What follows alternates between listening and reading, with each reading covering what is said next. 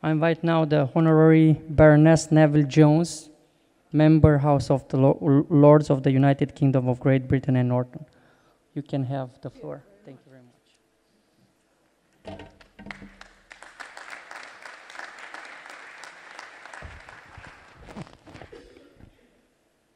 Can I just, before I begin, thank those who've been responsible for inviting me to this forum.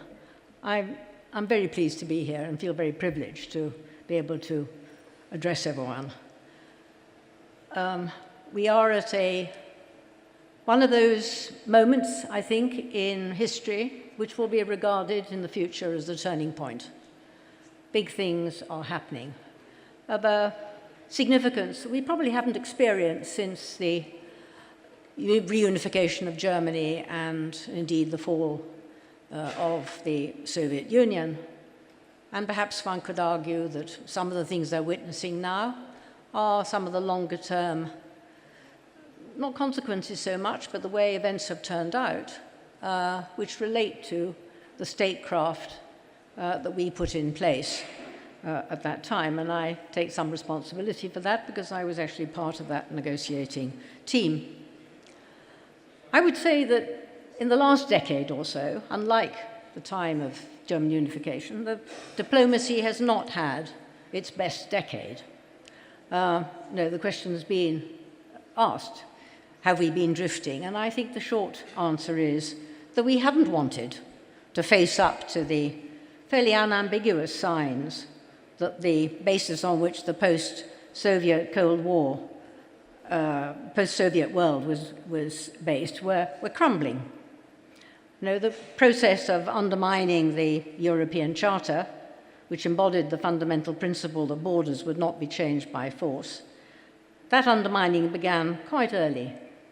Other speakers have mentioned notable events, the Munich conference, the invasion of Georgia by Russian forces. And did we, of the Western democracies, did we really do anything? Well, nothing that taught enough of a lesson. On the contrary, I think the lesson that Russia learnt was that land grab could be achieved at low cost. And the war in Ukraine is a consequence of inaction over the seizure of Crimea. I think we must accept that. Now, Putin thought, wrongly as it turns out, that the Western reaction will be another light tap of the knuckles on him and sanctions which he could ride out. But he's proved wrong on that. We have woken up, one might say pretty belatedly. At the same time, at rather commendable speed, we've cobbled together a military and financial help for Ukraine, enough at least to hold the Russians at bay. But we have a much bigger task ahead of us to ensure that the help we give is sufficient to ensure that Ukraine wins this war, and that it is Russia and not Ukraine that sues for terms. Now, the execution of that will be in our ministries of defense, but be under no illusion, the policy initiative to identify the goal and the route towards it is a diplomatic task. No, it belongs to foreign offices, and foreign offices need to be very present. And one thing I think we must be very clear about. If Russia imagines that there's going to be another Yalta, which they keep on mentioning, then they have another think coming. There will be no disposing of the territories or the peoples of other countries without them being present and involved.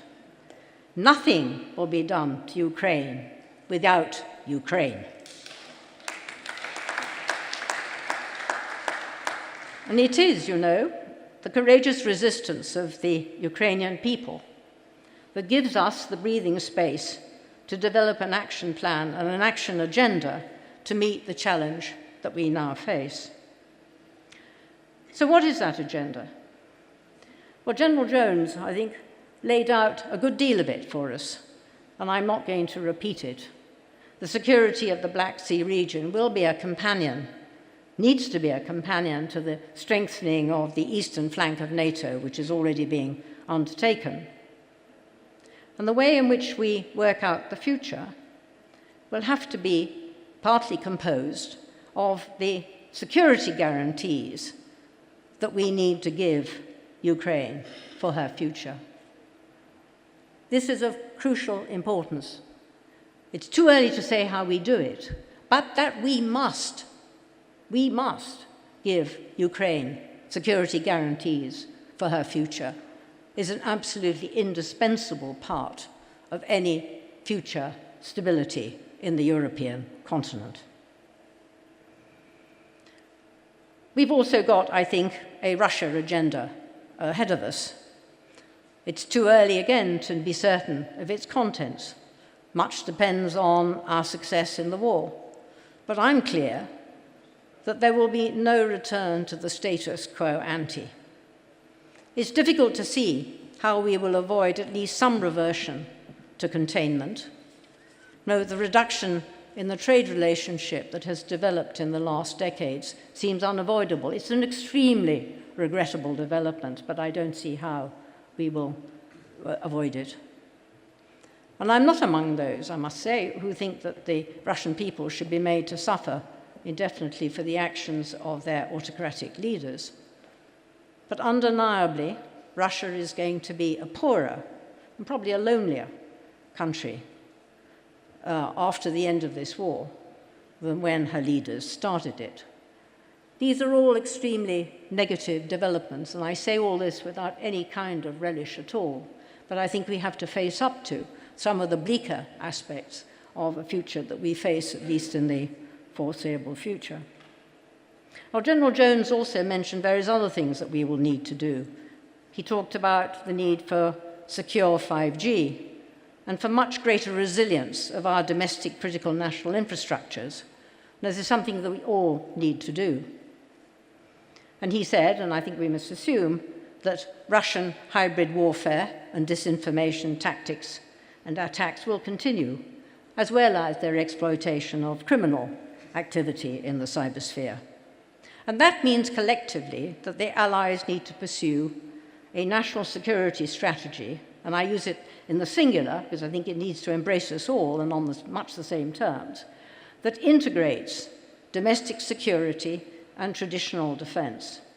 And we have to develop in our respective countries the institutional structures that will enable us to do this more effectively than is the case at the present. We have to safeguard our own daily lives. Big task. We can't afford to be vulnerable.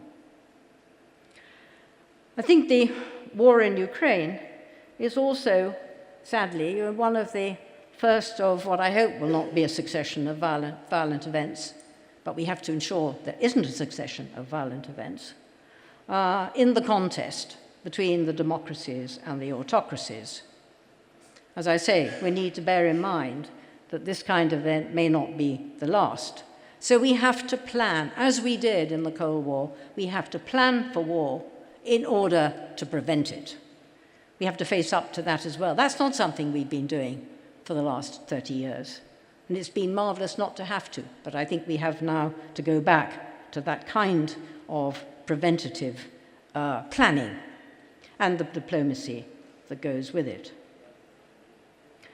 We also, I think, and this is an area where there are some positives, our post-Ukrainian agenda, or at least and our active agenda now, also intersects, not just with the battle between democracy and autocracy, but also between climate change and our duties in securing ourselves. And I'm just going to mention four points extremely quickly. The first is we need to do something about energy security. And what we do there, we need to end the dependence on Russian oil and gas. And that runs in the same direction as our obligation to decarbonize our energy consumption. That's not easy, but it is a positive agenda. And we will make it easier for ourselves if we really set our minds to it and get on with it and don't do it in a half-hearted fashion, which I think is fair comment on some of our efforts. Secondly, food security. That's also already been mentioned. But the war in Ukraine is showing that actually that our food supply chain is not secure. It is vulnerable. We need to strengthen it. And we need actually to have food and agriculture policies which are agreed, I think, across nations, which give us greater food security. The third is China. China's been mentioned. It's quite right to say that China is watching. China is also breaking sanctions. No, China is potentially also an aggressor. Potentially, it's not actually, but potentially. And we have to watch very carefully for Taiwan. That in turn means we need a joint, across the democracies, strategy in relation to China. Do we have that? No. Do we even have national strategies? By and large, no. And we certainly don't have a joint one. Well, we didn't win the Cold War without a joint strategy, and we must have one in relation to China, another big task. And the last is actually securing our values at home. I feel well qualified to speak about this. As I stand here, Boris Johnson is resigning. And one of the issues which is at risk and it is at contest in the UK is the values for which our government stands. And it has generated a full-blown crisis. But I don't think the UK is the only country falling short. There has been a decline in trust between governing and governed in democracies. And that's the element on which the good functioning and the good reputation of democracy depends. And we point out to the world, that this is what distinguishes us, which allows us our freedoms, and which makes us the superior system. And my goodness, we mustn't let it go, and we mustn't let it down. We need actually to work on ensuring that our democracies actually do function properly. So I think, ladies and gentlemen, there's a very big diplomatic agenda ahead of us. I think time has come to stop drifting and get on with the work. And it requires us to, in a sense, knuckle down and face the fact that we have some very hard work ahead. Because if we don't do that, our clout in the UN will decline, and our chances of really successfully meeting the challenges that we face will be reduced. But we can do it. We are capable of it. We just need to get on and accept that. Thank you very much.